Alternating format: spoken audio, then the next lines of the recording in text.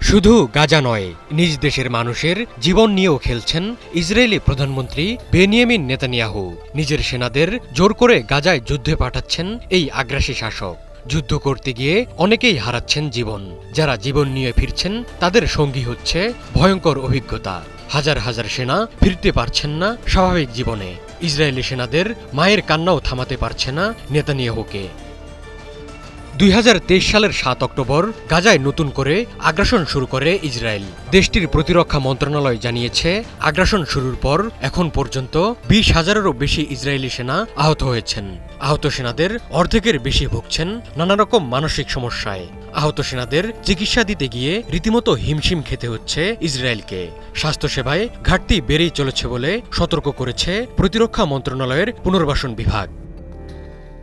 গাজা যুদ্ধ শুরুর পর নতুন করে 3,000 চিকিৎসক নিয়োগ দিয়েছে ইসরায়েলি কর্তৃপক্ষ, কিন্তু আহতদের তুলনায় চিকিৎসকের সংখ্যা খুবই কম। প্রতি 750 জন রোগীর জন্য চিকিৎসক মাত্র একজন। ইসরায়েলি প্রতিবেদন বলছে, আহতদের 55% পোস্ট ট্রমাটিক স্ট্রেস ডিসঅর্ডার সহ বিভিন্ন মানসিক ট্রমার শিকার। শারীরিক আঘাতপ্রাপ্তদের 67% কাজে ফিরেছেন, কিন্তু মানসিক আঘাতপ্রাপ্তদের 52%ই ফিরতে পারেননি কাজে।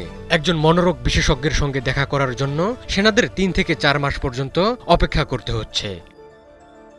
প্রতিরক্ষা মন্ত্রণালয় ধারণা করছে, 2028 সালের মধ্যে আনুষ্ঠানিকভাবে স্বীকৃত অক্ষম সেনার সংখ্যা 1 লাখে পৌঁছাতে পারে। যারা চিকিৎসা নিচ্ছেন তাদের প্রায় 70% ইতিমধ্যেই অক্ষম হিসেবে স্বীকৃতি পেয়েছেন। বাকিদের বিষয়টি এখনও মেডিকেল কমিটিগুলোর পর্যালোচনার অপেক্ষায় রয়েছে। গাজা নগরী পুরোপুরি দখলে নিতে হামলা জোরদার করেছে ইসরায়েল। এজন্য ডাক পড়েছে হাজার হাজার রিজার্ভ সেনার। কিন্তু বড় সংখ্যক ইসরায়েলি সেনা এবং তাদের মায়েরা গাজা যুদ্ধে যেতে প্রকাশ্যে অস্বীকৃতি জানাচ্ছেন। তাদের এই বিরোধিতা গাজা নিয়ে নেতানিয়াহুর পরিকল্পনাকে চ্যালেঞ্জের মুখে ফেলেছে। ইসরায়েলি সেনাদের যুদ্ধে না গেলে জেলে যাওয়া এক প্রকার নিশ্চিত, তবুও তারা যুদ্ধের চেয়ে জেলকেই নিরাপদ মনে করছেন। কয়েকটি সংগঠন সেনাদের যুদ্ধে যাওয়ার আদেশ প্রত্যাখ্যানকে উৎসাহিত করছে। কাতারে হামলা চালিয়ে নেতানিয়াহু বুঝিয়ে দিয়েছেন, তিনি যুদ্ধ বন্ধ করতে চান না, বরং যুদ্ধ ছড়িয়ে দিতে চান মধ্যপ্রাচ্যের অন্যান্য দেশে। কাতার হামলা ঝুঁকিতে ফেলেছে হামাসের হাতে জিম্মি ইসরায়েলি সেনাদের জীবনকে। জিম্মিদের ঘরে ফেরাতে এবং শান্তি চুক্তিতে পৌঁছাতে নেতানিয়াহুকে একমাত্র বাধা হিসেবে দেখছেন বহু ইসরায়েলি।